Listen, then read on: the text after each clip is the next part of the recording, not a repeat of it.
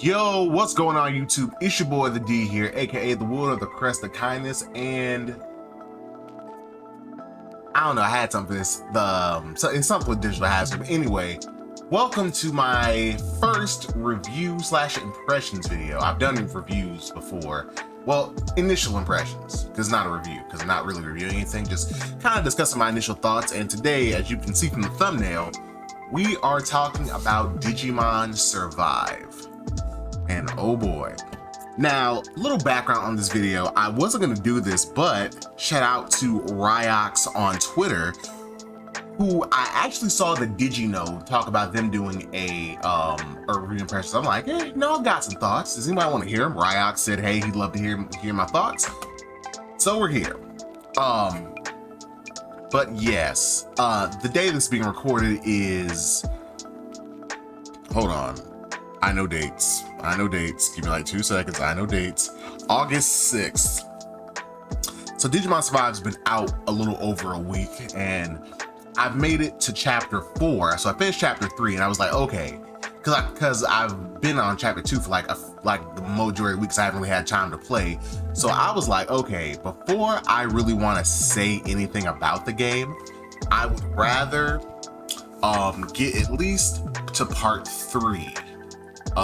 In order to get like a good, I don't even know if it's a good chunk because I don't know how long the game is, but at least get enough to really get my ankles wet in this. But, you know, gotta do the YouTube stuff. You know, thank you so much for watching. Thank you to Ryox for suggesting the video. And yet again, if you like what you heard, you want to see more, definitely like, comment, subscribe. And I'm going to be talking about like some Digimon Survive stuff, at least me and the channel at the end. So yeah, definitely stay tuned for that. Okay, Digimon Survive. All right, I'm going to go ahead and start with the elephant in the room. Digimon Survive, at least for the past couple, for the majority of the time it's been out, which has been out for a week and a day at this point, was getting review bombed because people were kind of disappointed in what it was. Now, part of what I'm gonna say about Digimon Survive, as far as like at least a recommendation up to this point, is gonna just have to do with what I've played and expectations. You kind of might see where I'm going with that. But let's address the drama. So Digimon Survive has been getting kind of review bombed. It just, well, the fandom itself is kind of, the core Digimon fandom is kind of split down the middle. But then when it comes to like outsider reviewers and some fans who were just a little overly zealous, it's been a tough pill to swallow, and that's putting it mildly. Now, in regards to Digimon Survive, I think it's a good game. There's a caveat to that, but overall, I think it is a very good game, very well done, and I think it is a great product. But here's the thing. Behind the review bombing, a lot of people are saying that the game doesn't have a lot of gameplay content. I mean, yeah, you can make choices, but the game itself is an RPG, you know. Well, no. Hold on. Because I'm trying to... Okay. Digimon Survive was marketed, and this is part of the problem, people didn't pay attention. Digimon Survive was marketed as a visual novel with strategy RPG elements. So either it's going to be strategy RPG combat, but even Habu-san said back in, let me see, I think it was DigiFest, which was a digital fucking disappointment, but yet again, game's out, I'm enjoying it, so we're gonna try to move past that. But rather, he said that it's gonna be a visual novel in every trailer, at least since then. Now, prior to that, I don't think they ever spoke about the exact like ratio, but at least during Digifest 2022, they actually went ahead and said that the makeup of the game was going to be 70% visual novel and 30% SRPG. Now, I think where a lot of that is coming from is actually people's expectations. Some people, which yet again, and I will Normally, I'm known to call a company out when they misrepresent something, or they don't necessarily lie, but they kind of bend the truth to portray something as something that's not. This is not an example of that. Bandai Namco were very honest with saying that it's going to be a visual novel with SRPG elements. And like I said, even Habu-san, the head producer, I believe he's the executive producer of the game, at DigiFest said it's going to be 70% visual novel, 30% SRPG. They flat out said it. Like, even when I heard that, I was like, that's something. Because I don't do visual novels. Like, and this game is kind of confirming why. And I know you're thinking, like, wait a minute, you said the game was good, but like, I'll get there. But just to address the elephant in the room, just to address the mammoth-mon in the room, just to address that. A lot of what you're seeing is, it's just people weren't paying attention. Because like I said, and I'm a person, like, with these trailers and whatnot, I was watching them multiple times. So whenever they would say something, I'd hear it. And I watched at least the game section of DigiFest, like, I watched it with bated breath. I was disappointed, but yet again, we're letting that go. So, yeah, a lot of that is people not paying attention, because yes, Bandai Namco was very clear on what this was. So yeah, where that's coming from, yet again, I'll say, like, look, and I'm normally one, like, I'm not a contrarian. I say what I feel. If that's not the popular thing, or if it is the popular thing, it's just what I feel. In this case, I'm gonna say, like, and I don't see where the criticism's coming from. I'm not one to, because yet again, if you've been, especially if you watch the DigiFest video, I'm not above criticizing some shit that I actually like a franchise I'm a fan of. I love Digimon, but I will be in their ass if they're fucking up. I just always am. But regardless of that, that's where that's coming from. It's just people who had expectations, who either have selective hearing, or just heard what the fuck they wanted to hear. Now, I started the game on July 29th at about 7 p.m. on my Twitch channel, the_D_2020, and I was playing along with my friends at JBigga07, JBigga, he's another streamer, and Key Aaron. And I streamed from about 7:30-ish till damn near midnight. And I can tell you now, that was just the majority of that time was the prologue. All right. So, like I said, this game, I've never played a visual novel before. Like, those point-and-click adventure style games aren't my thing. But yeah, Digimon Survive really pointed home how that I don't like those types of games. Now, I will give it, because I'm more of a narrative person anyway, so narrative, dense dialogue. Like I said, my favorite, if you follow the channel, my favorite anime and manga is One Piece, which can be very dialogue heavy, especially lore wise. So we're getting a lot of lore here. But yes, the story is very dense. Like I said, out of a 5-hour play session, at least 3.5 to 4 of those hours were just us navigating dialogue trees and menus. Like, during that time, we had the tutorial battle, and then we didn't fight again. We did the tutorial battle, I say within like the first hour and a half max. But then we didn't fight again. I think we had like one fight after that, and even then it was hand-holdy. So that's one thing about the game. When Habu-san said 70% visual novel, 30% SRPG, he meant it. He told us.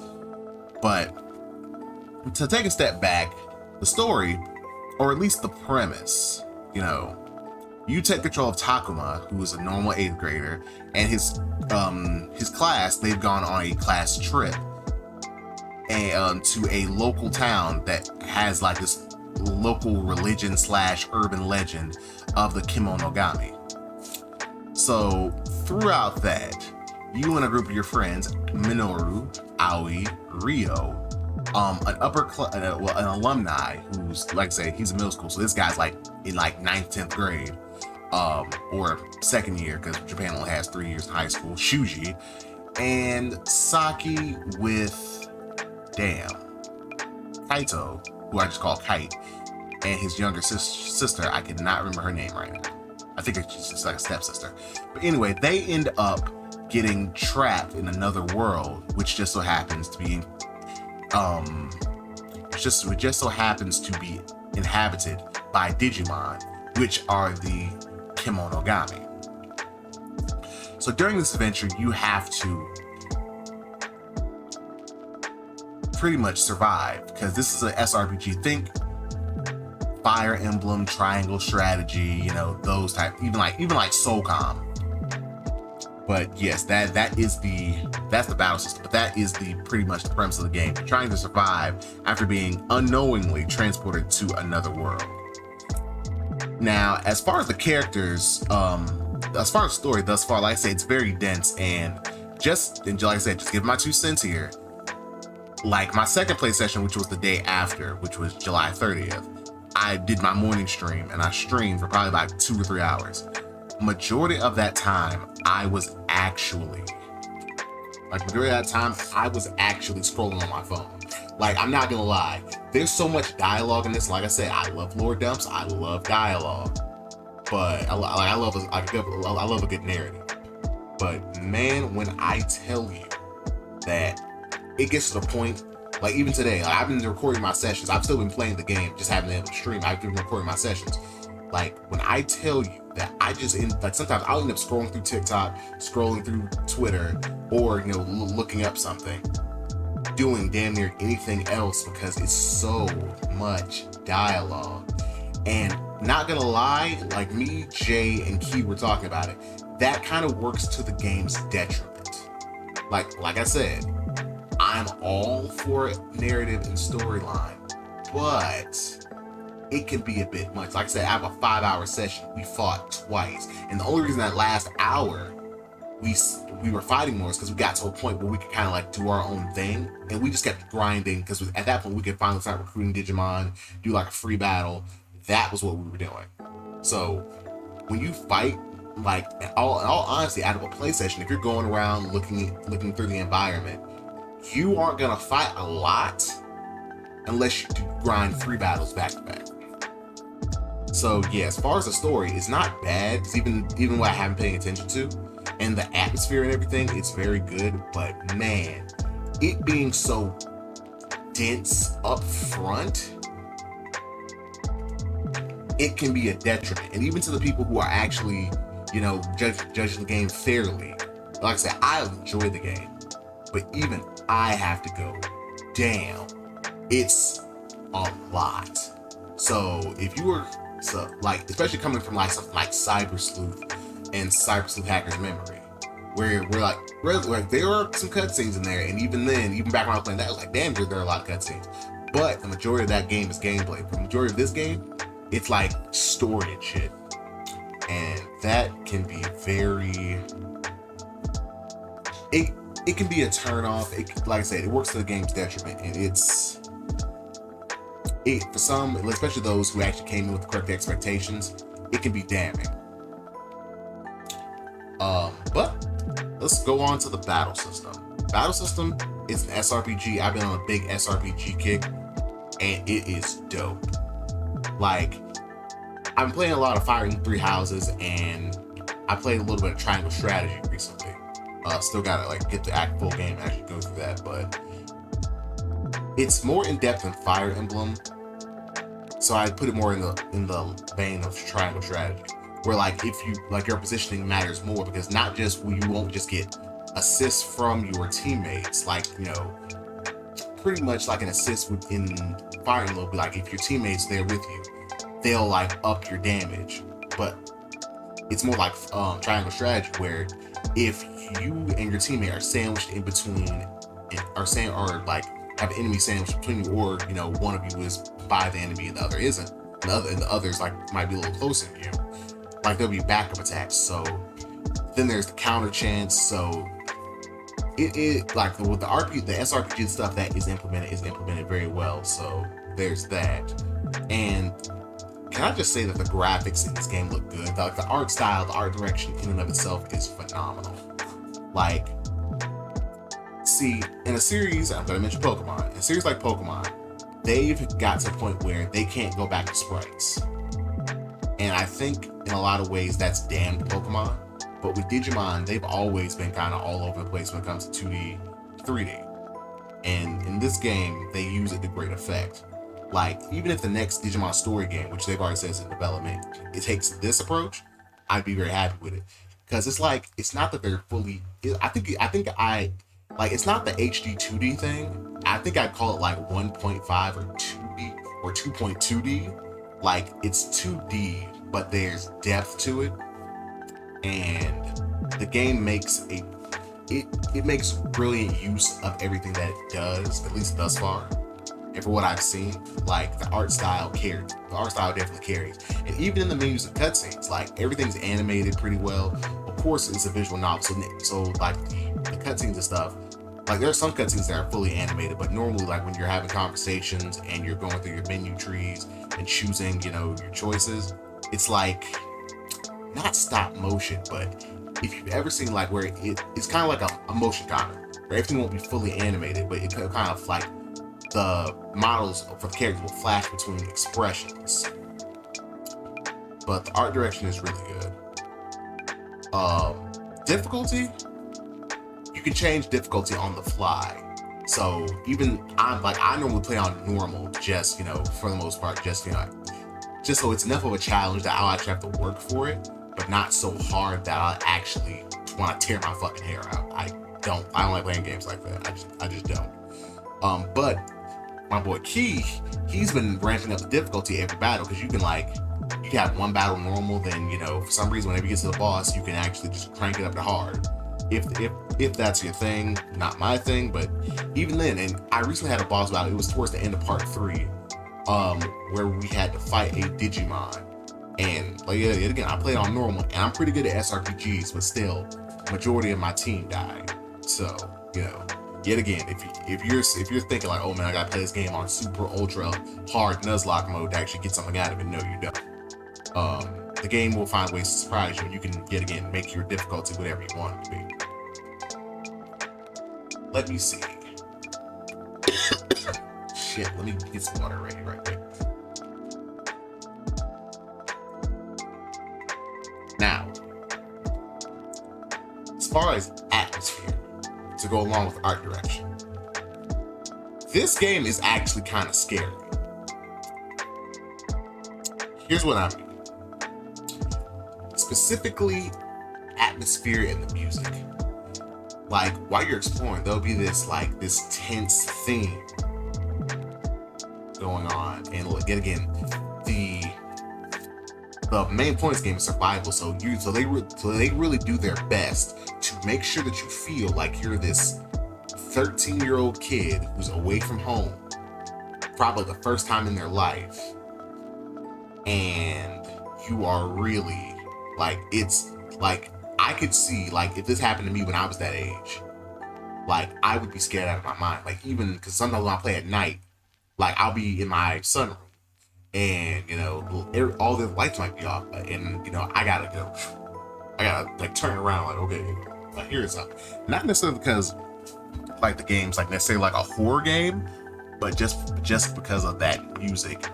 And like I said, the art direction, the art direction lends itself to that, because the colors aren't necessarily muted, but the environments are drawn in such a way, even in the middle of the day, you'll be in a misty forest, and then when you get to the part with the red spider lilies, the part of the red particles coming off of those lends itself very well to the games,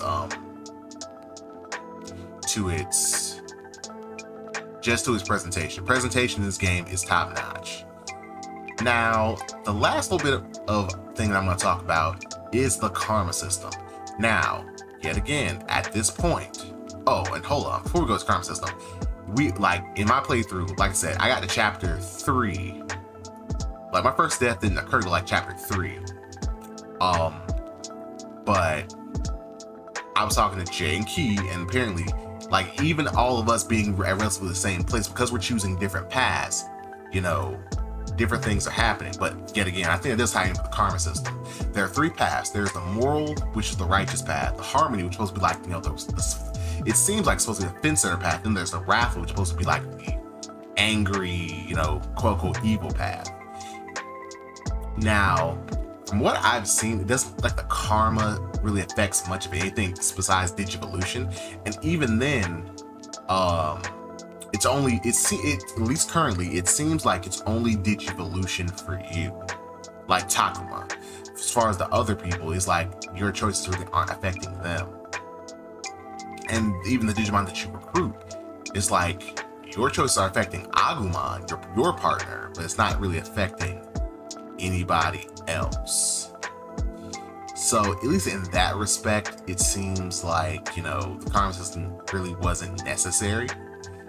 And then, like, just as far as the story in and of itself, at least in my what I've observed, because my thing is, I'm going damn near every choice is gonna be wrathful for me, except when I'm like, okay, that even the wrathful, you know, option sounds dumb.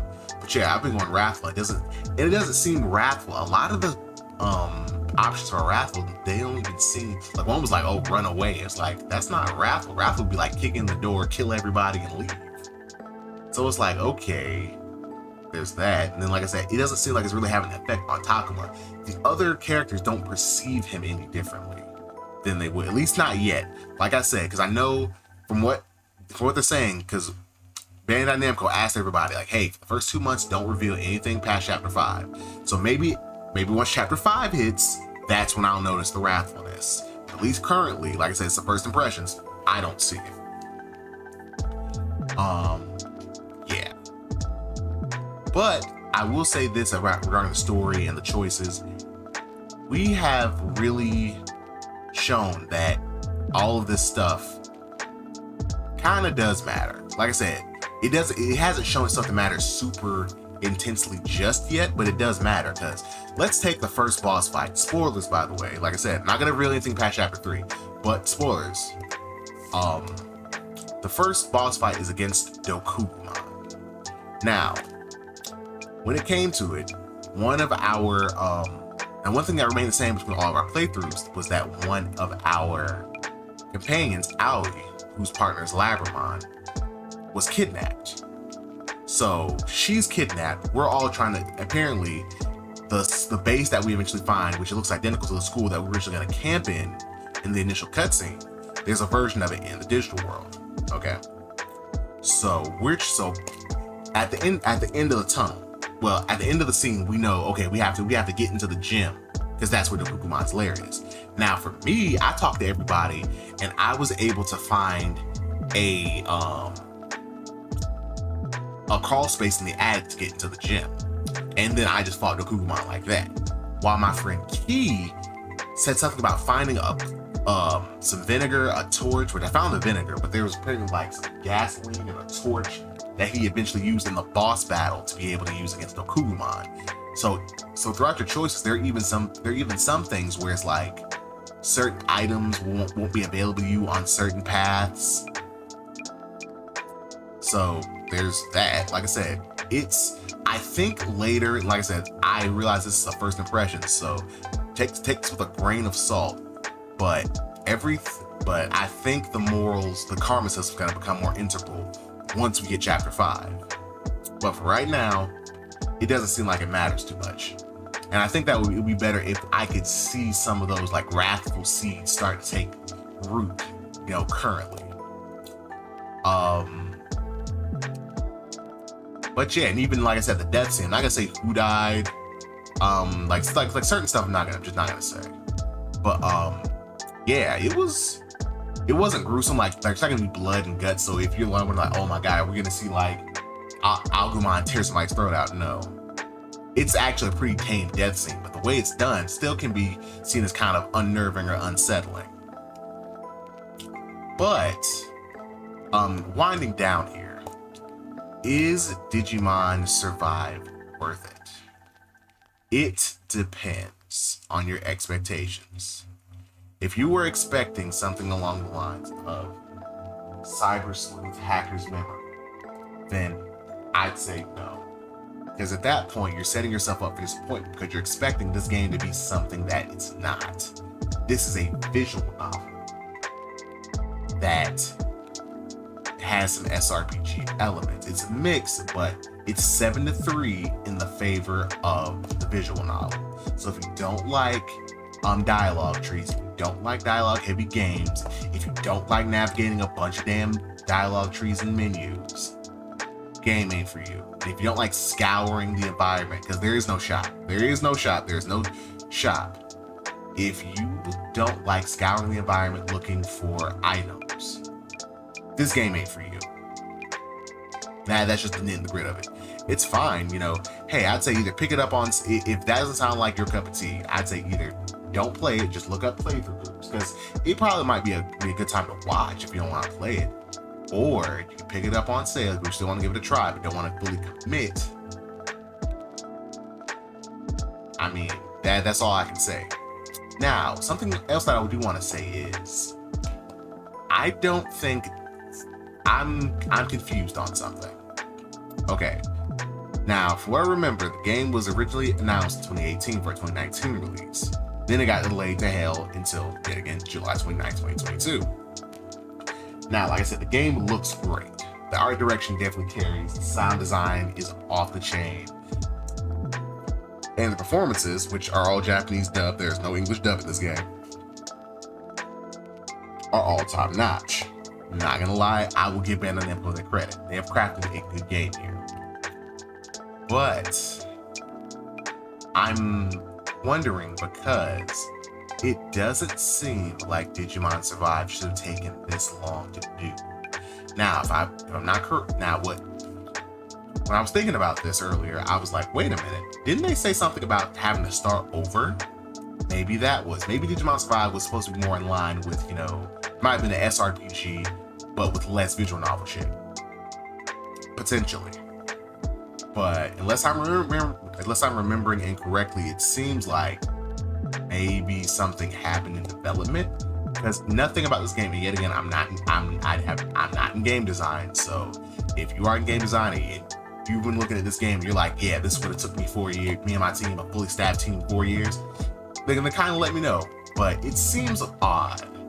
So I'm intrigued as to what went into the development of this game.